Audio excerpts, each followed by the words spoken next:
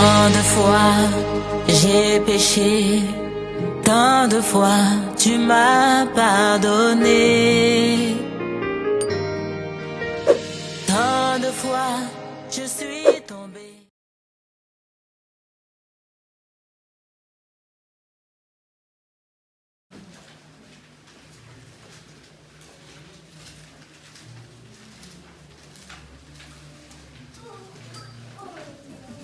Matthieu, chapitre 7, du verset 24 au verset 27. Est-ce que l'Assemblée a trouvé? Amen. Je peux lire au nom de Jésus. Amen. C'est pourquoi quiconque entend ces paroles que je dis et les met en pratique sera semblable à un homme prudent qui a bâti sa maison sur le roc.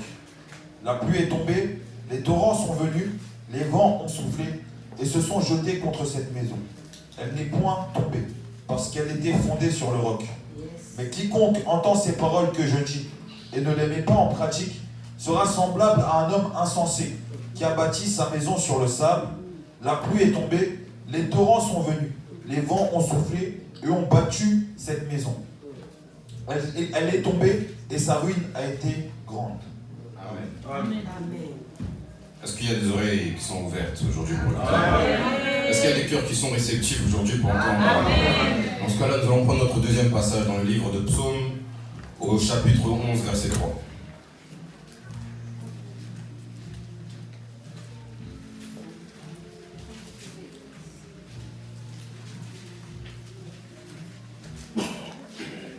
Psaume, chapitre 11, verset 3.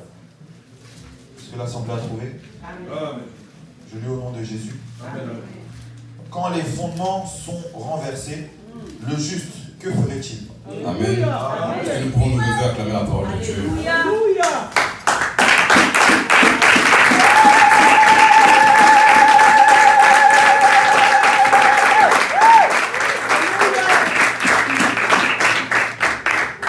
Que Dieu vous bénisse, prenez place. Est-ce qu'on a entendu? On peut commencer le message. Dis à ton voisin, on a commencé. Dis à ton voisin, ça va commencer. Ton voisin derrière peut-être n'a pas entendu, ça a déjà commencé. Frères et sœurs, ça a commencé et ça va commencer, les deux en même temps. Jésus dit, l'heure vient et elle est déjà venue. Vous savez pourquoi il dit ça? Parce que même si de vos yeux physiquement, vous n'avez pas encore vu, spirituellement, il y a déjà quelque chose qui est en train de se mettre en place. Le message n'a pas commencé, mais il a déjà commencé. La parole n'a pas encore touché, mais elle a déjà touché. La parole n'est pas encore sortie, mais elle est déjà sortie. Est-ce qu'il y a quelqu'un qui croit que la prière qu'il a fait, même s'il n'a pas encore vu, il y a quelque chose qui se passe dans le monde invisible? Amen, amen. Il y a quelque chose. Lorsque vous voyez quelque chose, lorsque vous voyez une personne, lorsque vous voyez un objet, lorsque vous voyez une institution, lorsque vous voyez quelque chose, n'importe quoi, il y a sa part de visible et sa part d'invisible. Amen. Toute chose a sa part de visible et sa part d'invisible. Or, nous savons que l'invisible vient toujours d'abord. La parole de Dieu nous dit qu'au commencement, il y avait les ténèbres à la surface de la Bible. Et Dieu dit que la lumière soit. Et la lumière fut. Sauf que Papa Peter a l'habitude de nous dire, cette lumière-là, d'où est-ce qu'elle vient? Cette lumière, ce n'est pas la lumière du soleil, étant donné que la lumière du soleil a été créée le 4e jour. Alors, quelle lumière c'était? Amen. Cette lumière visible, c'était juste que la réflexion visible d'un Dieu invisible. Amen. C'est-à-dire que ce qui est invisible vient toujours en premier. Mes frères et sœurs, tout ce que vous voyez a sa part d'invisible. Et c'est l'invisible qui fait la force de ce qui est visible. La parole de Dieu me dit une chose. La foi, c'est la démonstration des choses qu'on ne voit pas. Amen. Comment est-ce que vous pouvez démontrer quelque chose que vous ne voyez pas? On peut faire une expérience. On peut faire une expérience. Vous voyez la rangée de frères qui est là. Il y a le frère Jonathan. Jonathan, il y a qui à côté de toi? Il y a le frère Yoshua. Yoshua, qui est à côté de toi? Frère Pinas, il y a qui à côté de toi? Frère Chris, à côté de toi, il y a qui? On confirme la personne. Est-ce qu'on confirme qu'il y a personne? J'ai des yeux comme vous. Mais moi, par la foi, je vois que le Seigneur est avec toi. Par la foi, moi, je vois que tu n'es pas seul, mon frère.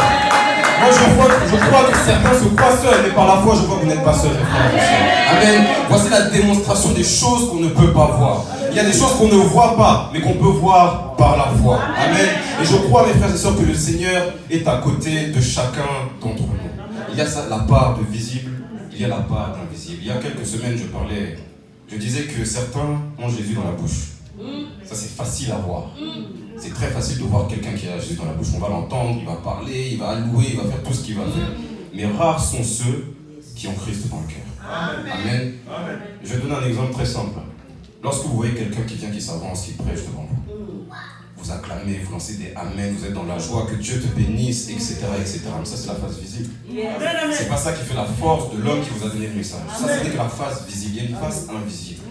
Vous croyez peut-être que le message a duré 45 minutes. Mais vous pensez que l'invisible a duré 45 minutes. Il y a eu des temps de prière. Est-ce que vous avez connaissance de ces temps de prière? Il y a eu des temps de recherche. Est-ce que vous connaissez le temps de ces temps de recherche? Il y a eu des temps où il y a peut-être eu des occupations. La personne que vous avez eue devant vous était peut-être même en jeûne.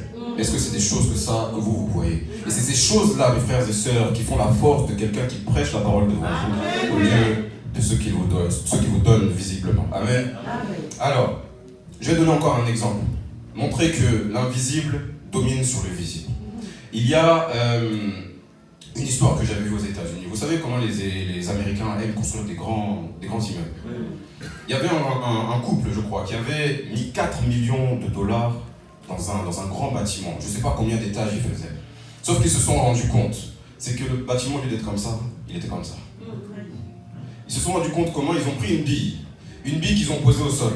Normalement, la bille, si le sol est plat, la bille reste à sa place. Mais la bille commençait à revenir vers la personne qui l'avait posée. Amen.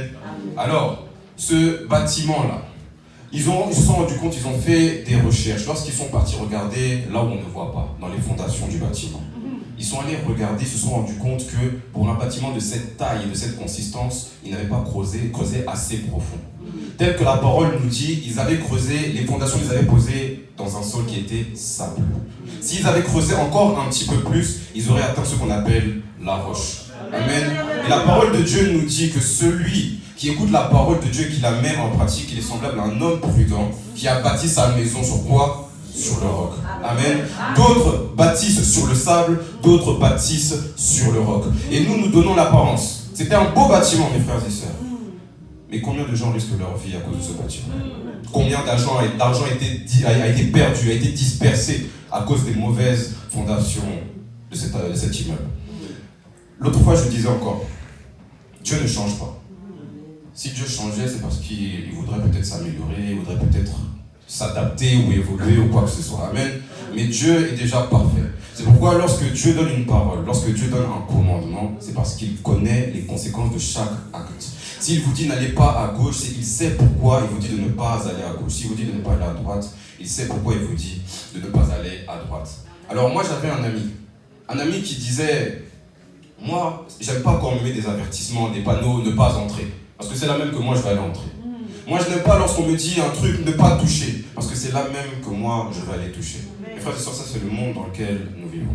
Ce que Dieu approuve, le monde rejette. Ce que Dieu rejette, le monde approuve. Amen. Et la parole de Dieu me dit malheur à celui qui appelle le mal bien et à celui qui appelle le bien mal. Malheur à celui qui change la lumière en ténèbres et les ténèbres en lumière. Mes frères et sœurs, que personne ne vous mente. Le monde dans lequel nous vivons, ce n'est pas le nôtre. Ce n'est pas notre monde. Dieu nous a mis dans ce monde-là, mais ce n'est pas notre monde. Est-ce qu'on pourrait aller voir un passage? Nous allons voir Genèse au chapitre 11.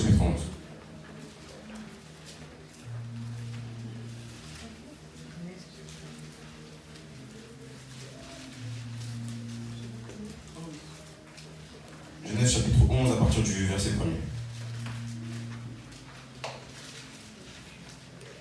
Genèse chapitre 11. Est-ce que l'Assemblée a trouvé? Oui. Amen. Je commence au verset 1er. Je lis au nom de Jésus. Amen. Toute la terre avait une seule langue et les mêmes mots. Verset 2.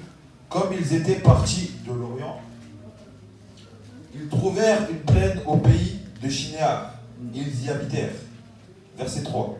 Ils se dirent l'un à l'autre, allons, faisons des briques et cuisons-les au feu. Et la brique leur servit de pierre et le bitume leur servit de ciment. Ils dirent encore, allons, bâtissons-nous une ville et une tour dont le sommet touche au ciel, et faisons-nous un nom, afin que nous ne soyons pas dispersés sur la surface de toute la terre. Verset 6. Verset 6. Et l'Éternel dit, voici, ils forment un seul peuple et ont tous une même langue. Et c'est là ce qu'ils ont entrepris. Maintenant, rien ne les empêcherait de faire tout ce qu'ils auraient projeté. Verset 7. On peut s'arrêter là, merci mon frère. Alors, il y avait moi une réflexion que je me posais. Je disais tout à l'heure, mes frères et sœurs, que personne ne vous mente. Ce monde-là, c'est pas le nôtre. Même si on vit dedans, ce monde-là, c'est pas le nôtre. Les coutumes, les codes, les langages, les différentes choses, ce n'est pas les nôtres. Alors il y avait quelque chose, moi, une réflexion que j'avais dans mes temps personnels. Je me demandais, lorsque Dieu a créé le monde, lorsque Dieu a créé l'homme parlait quelle langue? Je commençais juste à réfléchir comme ça. L'homme parlait quelle langue lorsqu'il parlait avec Dieu? Je me suis dit, bon, peut-être il parlait la langue de Dieu. Peut-être. Alors, lorsque Dieu a créé la femme, cette langue de Dieu, peut-être que l'homme parlait cela aussi avec sa femme. Ils ont eu des enfants, ils ont transmis la langue de Dieu, et ainsi de suite, et ainsi de suite. Mais la parole de Dieu nous dit ici que la terre avait une seule langue. Amen. La terre avait une seule langue. Et ils se sont dit, faisons-nous un nom, et nous allons faire avec des briques une tour dont le sol, la base touchera le sol, et le sommet atteindra les cieux. Lorsque Dieu a vu ça, il a dit, non, moi je vais confondre leur langue. Mais frères et sœurs, je me suis posé une question maintenant. Ils ont dit, faisons-nous un nom. Un ensemble de personnes qui portent un même nom et qui a la même langue, on appelle ça comment? Un ensemble de personnes qui a le même nom et qui parlent la même langue. On peut appeler ça une famille, on peut appeler ça un pays ou une nation. Donc ça veut dire que le monde était une seule nation. Ils avaient un seul nom, ils avaient une seule langue, mais Dieu n'a pas voulu. Mes frères et sœurs, dès là maintenant, là, dès ce passage-là, moi je vois déjà que Dieu ne voulait pas de tout le monde. Je vois déjà que Dieu ne voulait pas de tout le monde. Mais lorsqu'on avance au chapitre 12, Dieu appelle un homme du nom d'Abraham. La sélection peut commencer déjà à cet endroit-là. Et nous nous rendons compte que Dieu a dispersé les langues. Mes frères et sœurs, aujourd'hui nous formons Israël. Mais quelle langue parlons-nous? Ça c'est la question encore que je me suis posée. Quelle langue est-ce que nous parlons nous aujourd'hui, enfants de Dieu? Nous parlons la langue du Saint-Esprit. La parole de Dieu nous dit l'Esprit intercède pour nous par des soupirs inexprimables. C'est-à-dire que l'Esprit de Dieu en toi, il élève des choses vers Dieu que les hommes autour de toi ne peuvent pas comprendre. Il n'y a que Dieu qui peut saisir cette chose-là. Et aujourd'hui, la parole de Dieu nous dit que nous sommes un peuple élu. Nous sommes une nation sainte. Tel que notre Dieu est saint, aujourd'hui, nous sommes une nation sainte. Amen. Et aujourd'hui, nous parlons des langages différents avec les gens tout autour de nous. Et lorsque nous parlons des langages différents avec les gens tout autour de nous, cela peut conduire au conflit. Cela peut conduire à l'incompréhension, cela peut conduire à la haine et à beaucoup d'autres choses. C'est pourquoi vous voyez que certaines fois que certaines personnes de votre entourage commencent à changer de regard envers vous. C'est pourquoi vous comprenez que certaines personnes autour de vous commencent à changer de disposition avec vous, même leur manière de vous parler. Ils vous appellent par des nouveaux noms. Oh, la sœur en Christ. Ah, le pasteur. Ah, le frère, il est là. Ah, et ainsi de suite, et ainsi de suite. Mes frères et sœurs, lorsque vous voyez cela, c'est parce que vous parlez la langue de Dieu. Amen. Alors, la parole de Dieu nous dit, quand les fondements sont renversés, que peut faire le juste? Qu'est-ce que nous pouvons faire? Parce que les fondements sont renversés. Le monde appelle le mal bien, le monde appelle le bien mal, le monde change la lumière en ténèbres et les ténèbres en lumière. Lorsque nous voyons ces choses-là, mes frères et sœurs, qu'est-ce que peut faire le juste? Est-ce qu'on peut avancer dans Romains 3, du verset 9 à 12?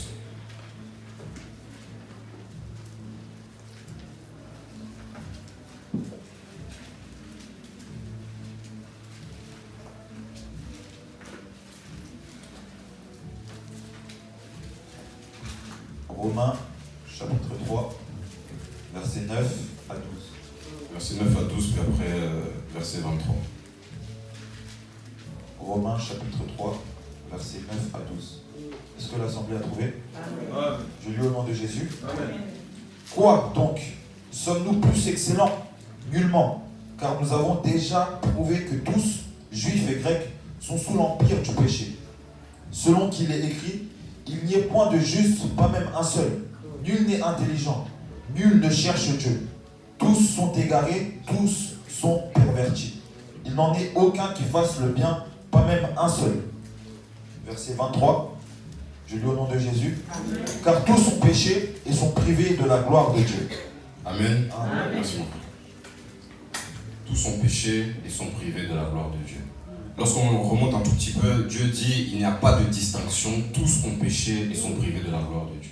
Le passage commence même en disant quoi? Est-ce que nous pensons que nous sommes plus excellents que les autres tout autour de nous? Est-ce que parce que nous connaissons la parole de Dieu, nous sommes meilleurs que les gens tout autour de nous. Jésus racontait une histoire. Il disait, comment est-ce que toi, qui as une poutre dans l'œil, tu peux dire à ton frère, laisse-moi retirer la paille qui est dans ton œil. Hypocrite, enlève d'abord la poutre qui est dans ton œil, tu verras plus clair pour pouvoir enlever la paille qui est dans ton œil. Mes frères et sœurs, avant même de pointer le doigt sur le monde, pointons le doigt sur nous-mêmes. Nous avons des yeux pour voir tout autour de nous. C'est facile de critiquer les autres. Pour regarder intérieurement, c'est très difficile. Amen. Alors, Dieu demande que ferait le juste. Mais où sont ces justes-là? Est-ce qu'il y a des justes ici? La parole de Dieu nous dit qu'il n'y en a pas. La parole de Dieu nous dit qu'il n'y a personne qui est bon. La parole de Dieu nous dit qu'il n'y a personne qui est agréable à ce Dieu-là. Alors, à qui s'adresse cette parole-là? Je voyais un micro-trottoir, quelqu'un qui filmait les gens, qui allait poser des questions aux gens. Et il leur posait des questions très simples. Il leur demandait, est-ce que vous pensez que vous êtes une bonne personne? Une question très simple. Est-ce que vous pensez que vous êtes une bonne personne? Et il a attrapé un jeune homme je crois qu'il avait 20 ans. Cet homme, il a dit, oui, je suis une bonne personne. Il lui dit, pourquoi? Parce que je ne suis pas quelqu'un qui vole, je ne suis pas quelqu'un qui tue, je ne suis pas quelqu'un qui insulte, etc., etc. Elle a dit, d'accord. Il a dit, il a juste cité les 10 commandements. Il a dit, est-ce que tu connais les 10 commandements? La parole de Dieu nous dit que tu ne peux pas utiliser le nom de l'Éternel en vain. Est-ce que tu l'as déjà fait? Il a dit, oui, je l'ai déjà fait. Il lui a dit, Jésus a dit que lorsque tu convoites une femme avec tes yeux, tu as commis l'adultère dans ton cœur. Est-ce que tu l'as déjà fait? Il a dit, oui, je l'ai déjà fait.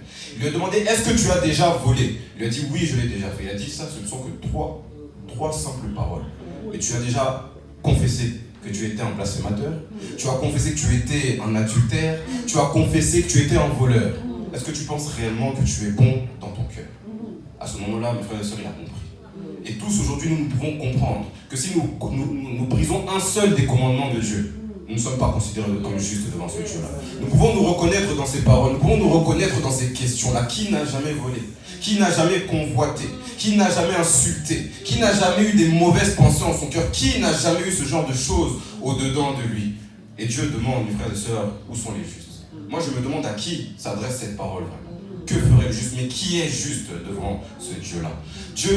Le Seigneur disait, pourquoi m'appelles-tu bon? Il n'y a de bon que Dieu seul. Il n'y a que lui qui soit bon. Mais nous, qu'est-ce que nous sommes? Alors, je disais tout à l'heure, dans toute chose, il y a la part de visible, il y a la part d'invisible. Nous, dans le visible, nous pouvons avoir cette apparence-là. Enfants de Dieu, nous allons à l'église, nous avons l'habitude de prier, nous avons l'habitude de faire toutes ces choses-là. Mais il y a des choses invisibles que seul Dieu connaît. Et nous sommes dans la joie, mes frères et sœurs, que certaines choses qui sont dans l'invisible, Dieu ne les ramène pas à la lumière.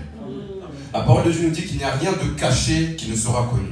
Il n'y a rien de secret qui ne sera pas découvert. C'est-à-dire que tout ce que tu fais dans le secret, tout ce que tu dis, tout ce que tu penses, l'Éternel le révélera tôt ou tard. Mais l'Éternel te laisse le choix. Mes frères et sœurs, nous ne sommes pas des robots. Dieu nous a donné le libre arbitre. Dieu nous a donné la capacité de choisir entre le bien et le mal. Alors Dieu te donne la possibilité ou bien d'amener ces choses qui sont cachées à la lumière, ou bien Dieu lui-même les révélera aux yeux de tous. Amen. Amen. Alors, je demandais tout à l'heure, à qui s'adresse la parole? Qui est juste au-devant de ce Dieu-là? Ce que j'ai observé avec l'homme, c'est que l'homme, dans son cœur, il peut avoir des bonnes intentions, mais c'est le mal qui se produit. L'homme, il peut avoir des mauvaises intentions, mais tout ça pour faire le bien après. Et toutes ces choses-là, ce n'est que Dieu qui peut voir ces choses-là. Alors, moi j'observais l'histoire d'Abraham. La parole de Dieu nous dit qu'Abraham a eu foi en Dieu et cela lui a été compté comme justice. Il n'était pas juste de lui-même, il a été considéré comme juste à cause de la foi qu'il avait. Et ça, c'est le pouvoir de la foi. Il a appelé Gédéon, il a dit, Gédéon, l'Éternel est avec toi, vaillant héros. Gédéon a dit, mais Seigneur, à qui est-ce que tu parles? Moi, je suis le plus petit de ma famille, mon clan est le plus faible de tout Israël. À qui est-ce que tu t'adresses? Mais lorsqu'il a eu foi en l'Éternel, il a compris qu'il n'était pas le plus faible. Il a compris qu'il n'était pas le plus petit. La foi l'a changé de petit en grand. La parole de Dieu nous dit encore, lorsque Jésus avait guéri un aveugle de naissance, il a dit, moi je suis venu pour que ceux qui sont aveugles puissent recouvrer la vue. Et je suis venu également pour que ceux qui disent qu'ils voient, ils deviennent aveugles. Alors les pharisiens à côté étaient là, ils ont dit, mais Seigneur, est-ce que ça veut dire que nous sommes aveugles? Il a dit, vous avez vu ce que j'ai fait là à l'aveugle de naissance? Ils ont dit oui, ça veut dire que vous êtes aveugles. Pourquoi? Parce que la foi n'était pas en eux. Ils ont vu quelque chose qui s'est réalisé, mais la foi n'était pas en eux. Et ils étaient considérés comme aveugles. Mes frères et sœurs, celui qui est juste, c'est celui qui comprend qu'il ne l'est pas. Celui qui est fort, c'est celui qui comprend qu'il ne l'est pas. Celui qui voit, c'est celui qui comprend qu'il ne l'est pas. Et Dieu, lui, vient rapporter sa justice. Dieu vient donner sa force, Dieu vient donner la vue à celui qui ne voit pas. Et Dieu demande, lorsque je reviendrai sur la terre, est-ce que je trouverai encore la foi? Est-ce que je vais encore trouver la foi sur cette terre? Est-ce que je vais trouver encore des gens qui s'humilient? Est-ce que je vais encore trouver des gens qui savent demander pardon? Est-ce que je vais trouver encore des gens qui vont chercher ce Dieu-là? Ou est-ce que je vais trouver seulement des personnes qui ne sont que orgueilleuses dans leur cœur? Des personnes qui sont justes selon leurs propres yeux. Mes frères et sœurs, le pilier principal de la vie d'un enfant de Dieu, c'est la foi elle-même. Parce que c'est la foi qui change ce qui est invisible en des bonnes choses. Amen. Nous allons prendre Jacques au chapitre 2.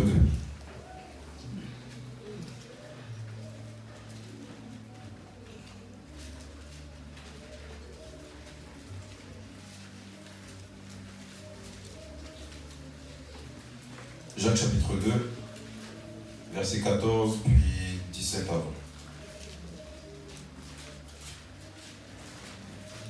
Jacques, chapitre 2, je commence au verset 14. Est-ce que l'Assemblée a trouvé? Amen. Je lis au nom de Jésus. Amen. Mes frères, que sert-il à quelqu'un de dire qu'il a la foi s'il n'a pas les œuvres? La foi peut-elle le sauver? 19 à 20. 17 avant. 17 à 20. Il en est ainsi de la foi. Si elle n'a pas les œuvres, elle est morte en elle-même. Mais quelqu'un dira, toi tu as la foi, et moi j'ai les œuvres. Montre-moi ta foi sans les œuvres, et moi je te montrerai la foi par mes œuvres. Tu crois qu'il y a un seul Dieu? Tu fais bien. Les démons le croient aussi, et ils tremblent. Veux-tu savoir, ô homme vain, que la foi sans les œuvres est inutile? Amen. Est-ce que tu peux nous préparer pour la suite, Hébreux 11, verset 6? Alors,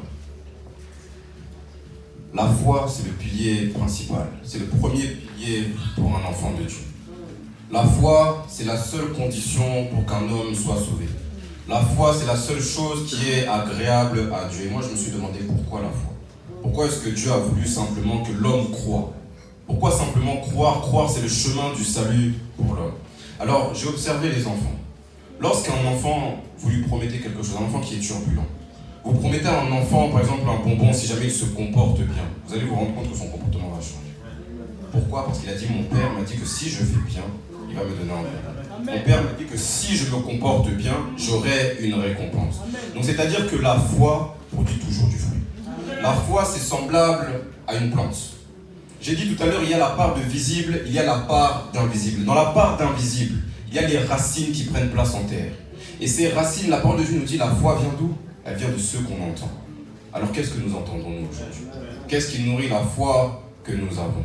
J'entendais quelqu'un dire, si vous dites à quelqu'un suffisamment longtemps, et plusieurs fois à répétition, un mensonge, ce mensonge deviendra vérité pour la personne. C'est-à-dire que si tu restes dans un environnement de mensonge, le mensonge pour toi deviendra une vie. Le mensonge deviendra pour toi une vérité. Mais j'ai observé autre chose. C'était que, je regardais, c'était les commerçants. Il y a des commerçants qui savent voir. Lorsque vous leur donnez des billets, si les billets sont faux. Ils savent voir tout de suite. Vous savez comment ils font? Ils n'étudient pas les faux. Parce que des faux, il y en a des nouveaux chaque jour. Ils n'étudient pas les faux parce que des faux, il y en a plusieurs. Non, ils passent du temps dans le vrai, ils se plongent dans le vrai, ils étudient le vrai de façon à connaître le vrai par cœur. Que lorsque le mal se produit, lorsque le mauvais se présente, ils sachent le détecter en une fraction de seconde. Amen. Et aujourd'hui, c'est ça. Nous, c'est ce que nous sommes. C'est ce que nous devons choisir. Est-ce que nous sommes dans un environnement de mal, un environnement de mensonge ou un environnement de vérité? Je racontais une histoire l'autre fois. Un grand-père racontait à son fils que dans le cœur de l'homme, il y a deux loups qui se battent. Il y a un loup qui représente la foi, l'autre qui représente la peur. Il y a un loup qui représente l'amour, l'autre qui représente la haine. Il y a un loup qui représente la joie, l'autre qui représente la tristesse. Et lorsque le petit enfant a entendu cela, il a dit, mais grand-père, lequel de ces loups gagne? Son grand-père lui a répondu, celui que tu nourris. Qu'est-ce que tu nourris aujourd'hui? Est-ce que tu nourris ta foi ou est-ce que tu nourris les doutes? Est-ce que tu nourris la joie ou est-ce que tu nourris la tristesse? Est-ce que tu nourris la rancune ou bien est-ce que tu nourris le pardon au-dedans de toi? Mes frères et sœurs, ça c'est la foi qui produit ces choses. La foi, mes frères et sœurs, c'est ça qui va déterminer si vous êtes agréable à ce Dieu-là ou pas. Alors, la parole de Dieu nous dit encore une chose. Les brebis entendent ma voix et elles me suivent. Elles ne suivront pas un étranger, mais elles feront au contraire loin de lui. Amen. Est-ce qu'aujourd'hui, nous sommes capables de reconnaître la voix de Dieu? Est-ce que vous savez que les brebis Les brebis sont presque aveugles. Les brebis ne voient pas bien. Mais les brebis se basent sur quoi? Elles ne se basent pas sur ce qu'elles peuvent voir. Elles se basent sur ce qu'elles peuvent entendre. Et en entendant, elles se disent non, ça c'est la voix de mon berger. Ça c'est la voix de mon père. Ça c'est la voix de mon Seigneur. J'irai et je le suivrai. Mes frères et sœurs, aujourd'hui c'est ça. Notre Dieu nous a dit, le juste ne vivra pas par la vue, mais marchera par la foi. Ça c'est le pilier pour être agréable à Dieu. Est-ce que tu peux nous lire Hébreux 11, 6 s'il te plaît? Hébreux chapitre 11 verset 6, la Bible déclare: Or sans la foi, il est impossible de lui être agréable, car il faut que ceux qui s'approchent de Dieu croient que Dieu existe et qu'il est le rémunérateur de ceux qui le cherchent. Amen, amen. Donc c'est-à-dire que pour cette foi, j'ai dit que la foi, elle a ses racines, les racines qu'on ne voit pas. Mais il y a un fruit qu'elle produit qui est visible. C'est la rémunération de Dieu. Mais pour être rémunéré, il y a une seule condition.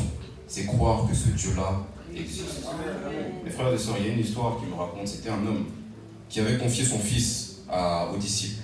Il lui disait: Seigneur, mais mon fils, l'esprit l'a saisi. Et l'esprit le jette tantôt dans le feu, tantôt dans l'eau. Et je l'ai donné à tes disciples, ils n'ont pas pu le chasser. Ils ont dit: si tu peux le chasser, fais grâce s'il te plaît. Jésus a été choqué, il a dit: comment ça, si je peux? Ne sais-tu pas que tout est possible à celui qui croit? Et cet homme a répondu, il a dit: Seigneur, je crois, mais viens seulement au secours de mon incrédulité. Il y en a beaucoup aujourd'hui, c'est comme ça. Vous croyez, mais il y a incrédulité en même temps. Or, il ne peut pas y avoir la peur et la foi dans un même cœur. Il ne peut pas y avoir l'assurance et la confiance en Dieu aux côtés du doute ou bien de la crainte, mes frères et sœurs. Moi, je veux juste encourager quelqu'un à croire. Croire, c'est l'acte le plus facile à faire. Même un enfant peut le faire. L'acte, c'est la foi, pardon, c'est l'acte le plus facile à faire. Parce que si vous croyez, vous prierez automatiquement. Si vous croyez, vous vous approcherez de ce Dieu automatiquement. Si vous croyez, vous ferez des choses automatiquement. Moi, je veux juste encourager quelqu'un à croire. Amen. Nous allons prendre encore un passage. Jean 15.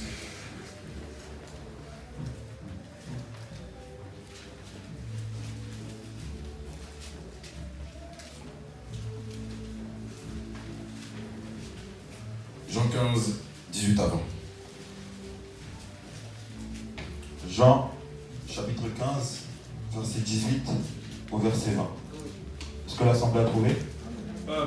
Je lis au nom de Jésus. Amen. Si le monde vous aime, sachez qu'il m'a haï avant vous. Si vous étiez du monde, le monde aimerait ce qui est à lui.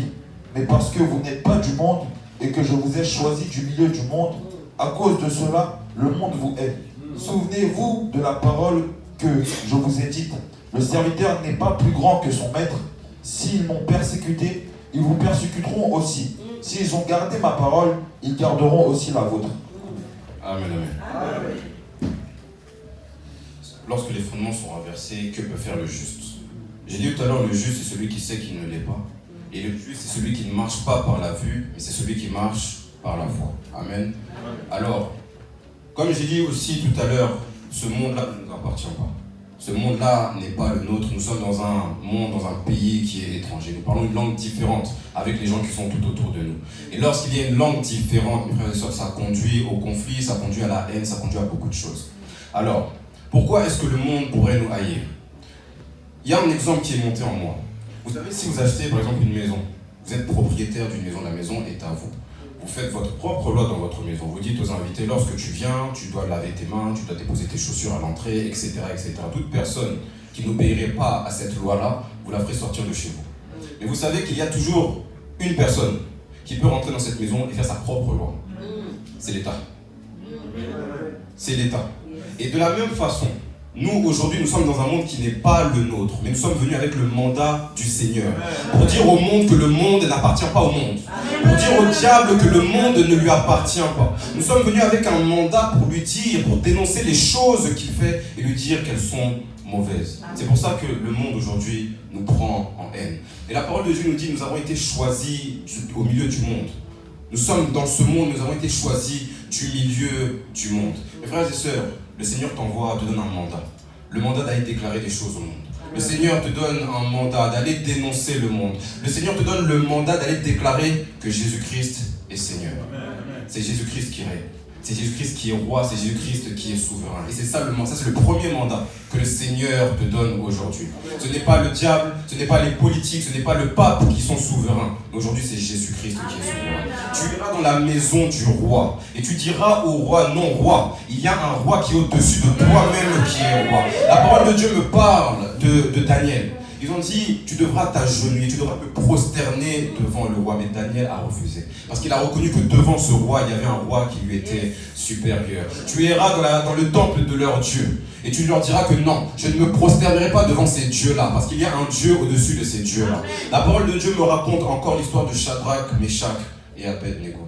On a dit, quiconque ferait une prière à un autre Dieu que le nôtre, on le jettera dans la fournaise. Et ils n'ont pas appliqué. La parole de Dieu nous dit qu'il y avait un Dieu, il y avait une quatrième personne dans la fournaise avec eux. C'est-à-dire que devant leur Dieu, il y a un Dieu qui est encore supérieur. Mes frères et sœurs, Jésus-Christ est Seigneur. Il est Seigneur de ce monde, mais il est Seigneur également de ton corps, de ton âme et de ton esprit. Le Seigneur t'appelle encore à prononcer, à proclamer ces choses-là. Parce qu'aujourd'hui, le monde pense qu'ils s'appartiennent à eux-mêmes. Les gens du monde pensent qu'ils s'appartiennent à eux-mêmes. Les gens pensent que le corps qu'ils ont, ils peuvent en faire ce qu'ils veulent. Mais le Seigneur n'est pas d'accord avec cela. J'avais observé encore une chose. C'est que le Seigneur a créé l'homme à partir de quoi? Le Seigneur a créé l'homme à partir de quoi? Le Seigneur a formé l'homme à partir de la terre, mais il l'a créé à partir de quoi? Amen. Le Seigneur a créé l'homme à partir de lui-même.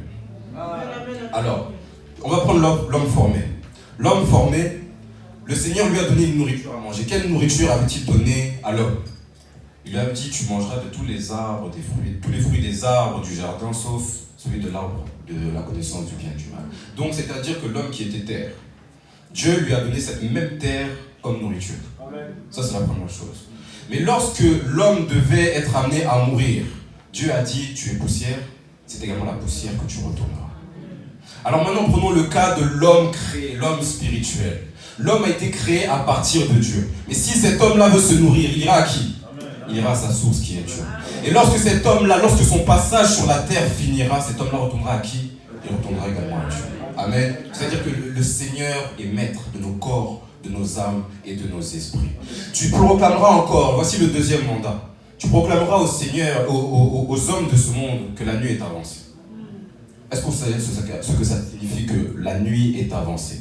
C'est-à-dire que le temps est proche. C'est-à-dire que Jésus-Christ revient bientôt. Vous savez que la nuit, il y a des choses que vous ne pouvez pas faire. Vous savez que la nuit, si vous faites par exemple trop de bruit, on peut appeler la police pour venir vous arrêter. Il y a la nuit c'est le moment où on doit se préparer pour la journée d'après. La nuit, c'est le moment où on se calme, mes frères et sœurs. Alors, il y a quelque chose que moi j'ai observé encore. Je parlais avec une sœur. On parlait par rapport à la parole de Dieu.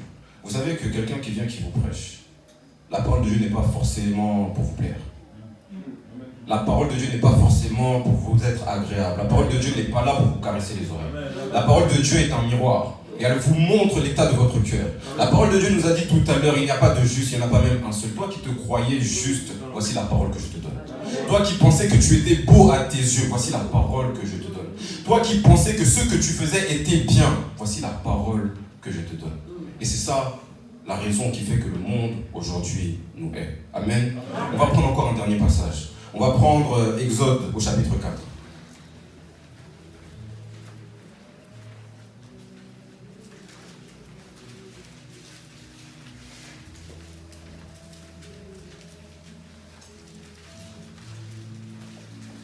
Alors un instant.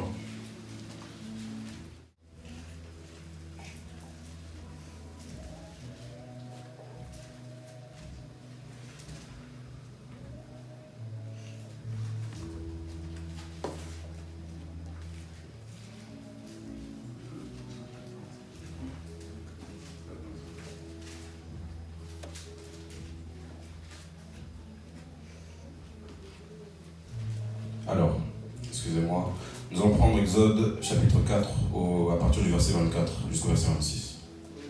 Amen. Exode chapitre 4 du verset 24 au verset 26. J'ai lu au nom de Jésus. Pendant le voyage en un lieu où Moïse passa la nuit, l'Éternel l'attaqua et voulut le faire mourir. Séphora prit une pierre aiguë, coupa le prépuce de son fils et le jeta aux pieds de Moïse en disant, « Tu es pour moi un époux de sang. » Et l'Éternel le laissa. C'est alors qu'elle dit, « Époux de sang à cause de la circoncision. » Amen. Amen. Alors, je parlais tout à l'heure du bâtiment. Un bâtiment a ses fondations. Il y a une parole dans la Bible, on dit que Jésus, il est la pierre angulaire. La pierre angulaire, c'est la première pierre que vous posez lorsque vous voulez construire un bâtiment.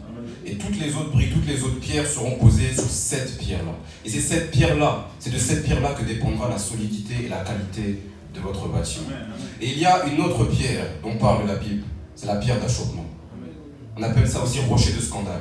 On appelle ça encore l'occasion de chute.